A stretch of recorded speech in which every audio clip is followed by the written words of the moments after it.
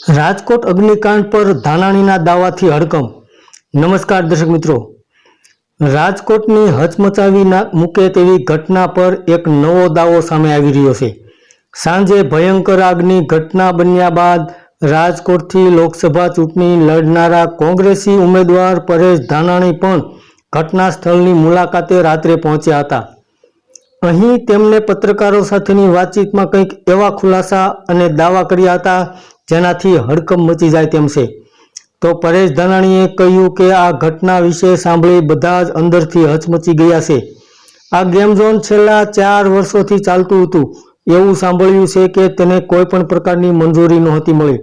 તેણે કોર્પોરેશન, તંત્ર, fire safety, police કે પછી મનોરંજન વિભાગની પણ મંજૂરી નહોતી મેળવી, જે અનેક સવાલો ઊભા કરે છે।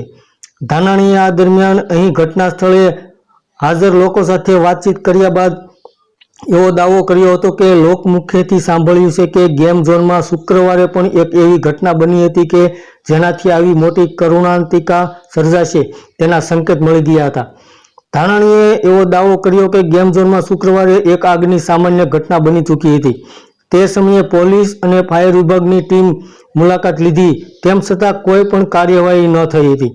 તો ધાનાણીએ કહ્યું કે જો શુક્રવારે પગલાં ભરી લેવાયા હોત તો કદાચ આવી મોટી હોનારતને ટાળી શકાય હોત। ધાનાણીએ કહ્યું કે ગેમ ઝોન 2 માળનું હતું, અવર જવર માટે એક જ પગથિયાની વ્યવસ્થા અને ત્યાં આગની ઘટના બની જેના લીધે મોટી સંખ્યામાં લોકો ફસાયા હતા।